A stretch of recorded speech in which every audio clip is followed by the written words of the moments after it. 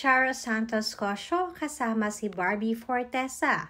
Bagong project na nga ba ito with David Licauco? Latest update muna tayo para kay Barbie Fortesa at David Licauco. Na talaga namang madami ang na-excite ngayon pa lamang dahil nakabalik na nga si Barbie sa Pilipinas at malapit nang matapos ang taong 2025.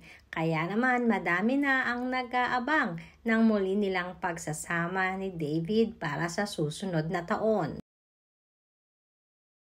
Wala pa mang ginagawang kumpirmasyon ng GMA Network ay malakas naman ang bali-balitang sa 2026 ay aarangkada muli ang Barda. Samantalang trending naman ang pagdalo ni Barbie kanina sa Sparkle 30th Anniversary Concert.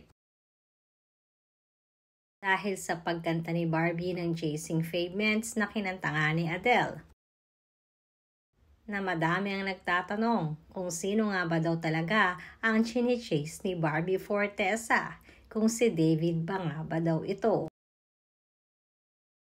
At isa pang pinag-usapan ay ang TikTok na ito ni Barbie Fortesa, kasama ang isa sa mga head ng ABS-CBN na si Miss Charo Santos Cosio. Sa nasabing TikTok video ay nagsayaw nga si Barbie, nakasama si Charo na para bang tinuturuan niya si Miss Charo Santos. Madami tuloy ang napaisip kung baka di umano ay pinag-uusapan ng mga ito ang project kasama si David.